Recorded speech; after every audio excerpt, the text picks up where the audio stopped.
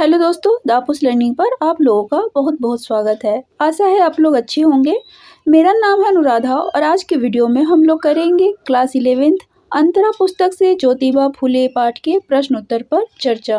Video शुरू करने से पहले आप लोगों से एक हम्बल रिक्वेस्ट है कि वीडियो को आप लोग लाइक ज़रूर कर दीजिए, ज़्यादा से ज़्यादा शेयर कीजिए और कमेंट करके बताइए कि वीडियो आप लोगों को कैसा लगा। तो सबसे पहले हम पाठ के बारे में ब्रीफली जान लेते हैं। एक्चुअली में दोस्तों यह एक आत्मकथा है ज्योतिबा फुले की, जिसकी लेखिका हैं सुधा अरोड़ा। महात्मा फुले जैसे व्यक्तियों की छाप भारतीय जनमानस पर बहुत गहरी पड़ी हुई है। पुराणपंथी ब्राह्मण समाज ने फुले की उदार सामाजिक दृष्टि की अवहेलना ही नहीं की, बल्कि सामाजिक उत्थान के लिए जो प्रयत्न उन्होंने किया था उसके रास्ते में रोड़े भी अटकाते थे। फुले और उनकी पत्नी ने स्त्री शिक्षा तथा अछूतोद्धार का प्रण लिया था। आडंबरों पखंडों में जकड़े समाज को मुक्त करने की यह जद्दोजहद तीव्र से तीव्रतर होती गई। इसी तीव्रता का वर्णन इस जीवनी में हुआ है। तो चलिए शुरू करते हैं। अपना पहला प्रश्न है, ज्योतिबा फुले का नाम समाज सुधारकों की सूची में शुमार क्यों नहीं किया गया? तर्क सहित उत्तर दीजिए। उत्तर है, ज्योतिबा फुले का नाम समाज सुधारकों की सूची में शुमार नहीं किया गया क्योंकि इसके निर्माता उस उच्च वर्गीय समाज का प्रतिनिधित्व करते थे जिसका ज्योतिबा फुले विरोध करते थे। वे हमेशा ब्राह्मण समाज में व्याप्त आडंबरों और रूढ़ियों का विरोध करते थे। वे समाज में ब्राह्मण समाज के वर्चस्व के विरोधी थे। वे सभी को समान अधिकार देने के समर्थक थे। यदि उन्हें समाज सुधारकों की सूची में रख दिया जाता तो समाज की दशा कब की बदल गई होती। विकसित वर्ग के जो प्रतिनिधित्व करते थे वे समाज का सुधार नहीं चाहते थे, अतः उन्होंने समाज सुधारकों की सूची में उनका नाम न रखकर ज्योतिबा फुले के कार्यों को दबाने का प्रयास किया। आप लोगों को स्पष्ट हो गया होगा कि ज्योतिबा फुले का नाम समाज सुधारकों की सूची में क्यों नहीं रखा गया था। अब दूसरा प्रश्न है, शोषण व्यवस्था ने क्या क्या षड्यंत्र रचे और क्यों? तो क्या क्या षड्यंत्र रचे थे? उत्तर है, शोषण व्यवस्था ने निम्नलिखित षड्यंत्र रचे। उनके परिवार तथा समाज ने उनका बहिष्कार कर दिया क्योंकि ज्योतिबा फुले और उनकी पत्नी को उनके खुद के पिता ने अपने घर से बाहर निकाल दिया था और समाज ने तो बहिष्कार किया ही किया था। दूसरा है, उनके बाहर निकलने पर लोगों द्वारा उनको गालियां दी जाती, उन पर थूका जाता तथा उन पर गोबर फेंका जाता।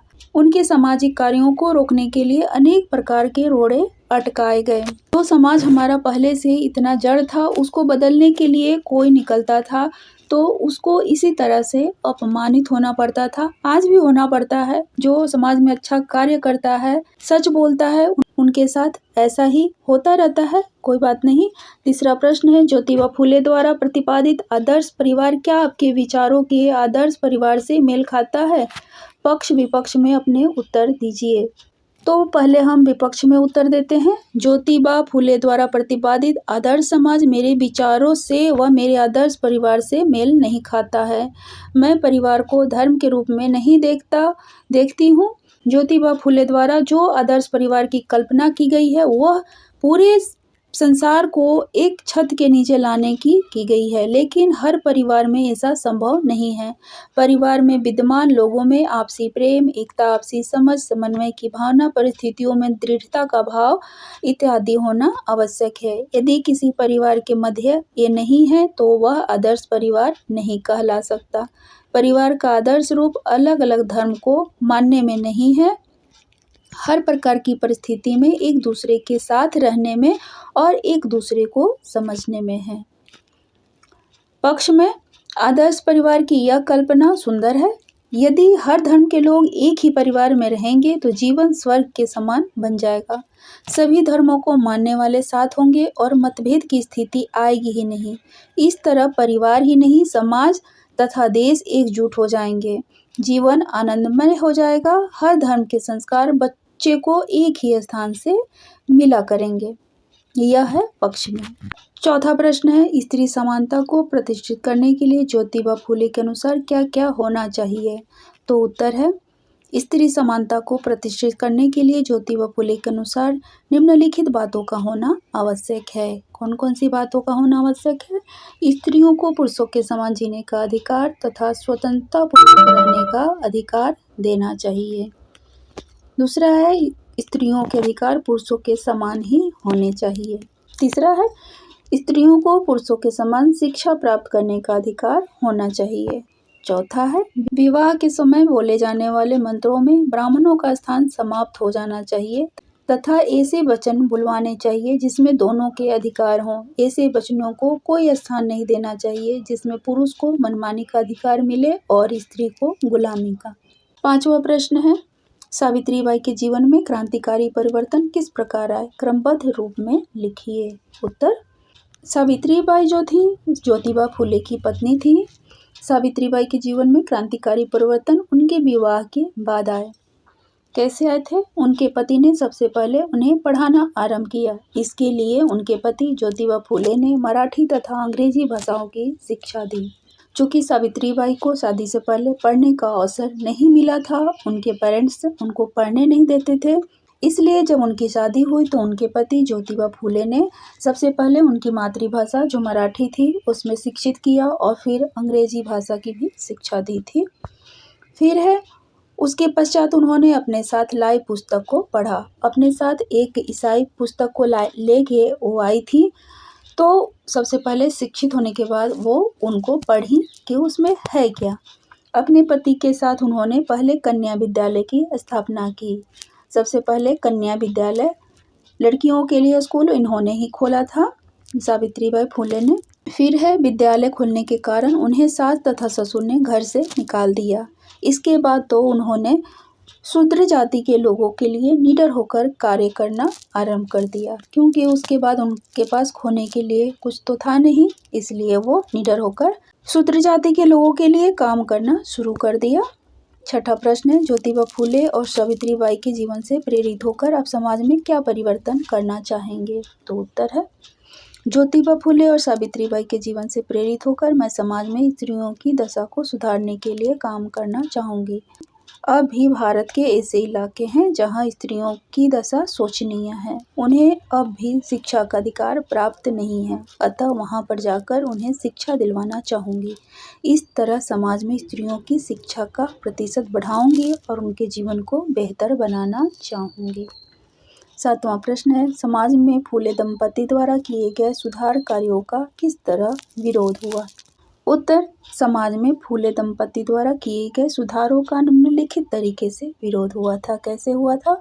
उनके परिवार तथा समाज ने उनका बहिष्कार कर दिया। अभी हमने ऊपर पढ़ा था कि उनके सास ससुर ने उनको घर से बाहर निकाल दिया था। फिर है, उनके बाहर निकलने पर लोगों द्वारा उनको गालियां दी जाती थी, उन पर थूका जाता था तथा उन पर गोबर फेंका जाता था। आठवां प्रश्न है, उनका दाम्पत्य जीवन किस प्रकार आधुनिक दंपतियों को प्रेरणा प्रदान करता है? उत्तर, आज के समय में दाम्पत्य जीवन में छोटी छोटी बातों पर झगड़े और कलेश हो जाते हैं। साथ मिलकर चलना तो कठिन हो जाता है।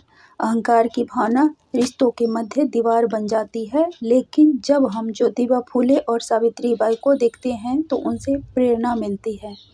हमें अपने जीवन साथी के साथ कंधे से कंधा मिलाकर चलना चाहिए। एक दूसरे के सपनों को अपना बना लेना चाहिए। जीवन की डगर में आने वाली कठिनाइयों को एक होकर झेलना चाहिए। एक दूसरे पर अटूट विश्वास करना चाहिए। एक दूसरे की कमी को बताने के स्थान पर उसे हटाने का प्रयास करना चाहिए। इस तरह से लोग अपने दाम्पत्य जीवन को सुखी बना सकते हैं। नवा प्रश्न, ज्योतिबा फुले ने किस प्रकार की मानसिकता पर प्रहार किया और क्यों? ज्योतिबा फुले ने हमारे ब्राह्मण समाज में व्याप्त रूढ़िवादी सोच तथा स्वयं को श्रेष्ठ जाति घोषित करने की मानसिकता पर प्रहार किया, क्योंकि शुरू से ही ब्राह्मण जाति के जो लोग थे वो अपने को श्रेष्ठ मानते थे। जो 4 वर्ण बने हुए थे, ब्राह्मण, क्षत्रिय, वैश्य और शूद्र, उसमें भी ब्राह्मण ही सर्वश्रेष्ठ थे। वे जानते थे कि ब्राह्मण समाज ने जानबूझकर इस प्रकार की सोच विकसित कर रखी है। इस प्रकार वे समाज में शूद्रों तथा महिलाओं के अधिकारों का क्षरण कर उन्हें गुलाम बनाकर रखना चाहते हैं। ज्योतिबा फूले से यह स्वीकार नहीं किया गया, अतः उन्होंने इसका जमकर विरोध किया। 9वां प्रश्न है, निम्नलिखित पंक्तियों का आशय स्पष्ट कीजिए। पहला है, सच का सवेरा होते ही वेद डूब गए, विद्या शूद्रों के घर चली गई, भूदेव शर्मा गए। भूदेव माने ब्राह्मण शर्मा गए। उत्तर है, ज्योतिबा फूले कहते हैं कि जब से शूद्र जाति वाले लोगों ने शिक्षा के महत्व को समझकर शिक्षा ग्रहण करना आरंभ किया है, तब से ब्राह्मण समाज का अंत आ गया है। वेदों के नाम पर इन्होंने समाज के अन्य लोगों को दबा कर रखा, लेकिन आज स्थिति बदल गई है। अब वेदों का महत्व समाप्त हो गए हैं। शूद्रों के पास ज्ञान की शक्ति देखकर ब्राह्मण समाज लज्जित हो गया है। जिसमें इतने वर्षों ने उन्होंने अपना अधिकार बनाए रखा था, अब वह उनका नहीं रहा है। इस शिक्षा का अधिकार सबके लिए है और अब सब उसका फायदा उठा रहे हैं। यह फायदा हम तभी उठा रहे हैं जब हमारे देश में लोकतंत्र आया। नहीं तो जब तक राज्य रजवाड़ों का शासन था, उन लोगों ने शिक्षा पर तो नाम मात्र का भी खर्च नहीं किया। अगला है, इस शोषण व्यवस्था के खिलाफ दलितों के अलावा स्त्रियों को भी आंदोलन करना चाहिए।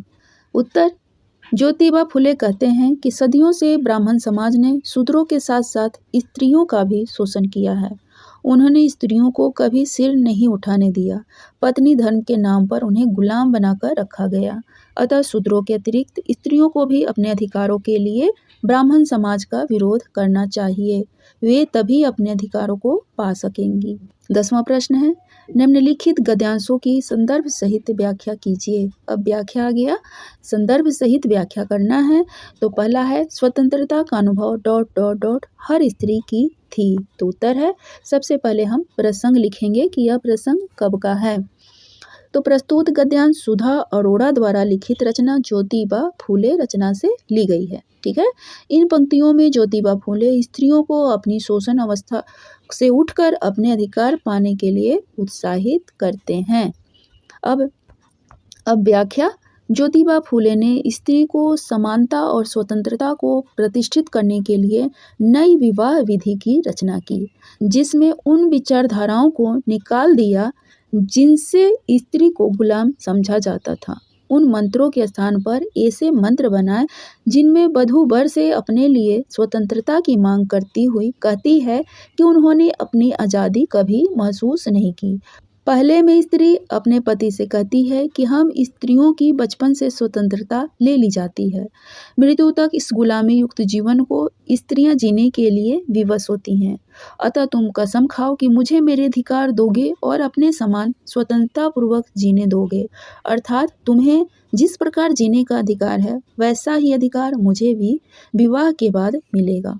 ये उन्होंने जो नए अपने विवाह मंत्रोच्चार बनाए थे, उसमें था, ख है, मुझे महात्मा कहकर ... अलग न करें। जो पूरा सेंटेंस है आप बुक से देख सकते हैं। प्रसंग है, प्रस्तुत गद्यांश सुधा अरोड़ा द्वारा लिखित रचना ज्योतिबा फूले से ली गई है। प्रस्तुत पंक्ति में ज्योतिबा फूले उस विषय में विचार रखते हैं जहां उन्हें महात्मा शब्द संबोधित किया गया था। जब उन्हें महात्मा कहकर संबोधित किया गया था, तब उन्होंने यह बात कही थी। अब व्याख्या है, ज्योतिबा फूले के कार्य के लिए उन्हें महात्मा कहकर संबोधित किया गया था, क्योंकि उस समय के कोई भी व्यक्ति में ऐसे कार्य करने की हिम्मत नहीं थी, और जब उन्होंने यह किया तो उन्हें लोगों ने महात्मा कहा। उन्होंने तब कहा था कि मुझे इस प्रकार की पदवी न दें। इस प्रकार की पदवी पाकर मनुष्य अपनी दिशा से भटक जाता है, उसमें अहंकार आ जाता है और उसके कार्यों को विराम लग जाता है। अतः मुझे इस स्थिति से बचाएं और अपने जैसा ही रहने दे, तभी मैं अपने कार्यों को सही प्रकार से कर पाऊंगा। उन्होंने यही कहा कि महात्मा कहकर मुझे आप अपने समाज से अलग न करें, क्योंकि ऐसा करने से मेरे में अहंकार आ जाएगा और मैं जो काम करना चाहता हूँ या कर रहा हूँ उससे मैं भटक जाऊंगा। क्योंकि एक बड़ा पद और पदवी मिलने से आदमी अहंकारित हो जाता है और वो अपने तरीके से सबको हाँकने की कोशिश करता है, करना धरना तो उसे कुछ रहता नहीं है। तो यह था ज्योतिबा फुले पाठ का प्रश्न उत्तर। आशा है वीडियो आपको जरूर पसंद आया होगा। अभी तक आपने वीडियो को लाइक तो कर ही दिया होगा, अगर नहीं किया है तो अभी भी कर दीजिए प्लीज, आप लोगों से हम्बल रिक्वेस्ट है। और कमेंट करके बताइए कि वीडियो आपको कैसा लगा। तो थैंक यू सो मच।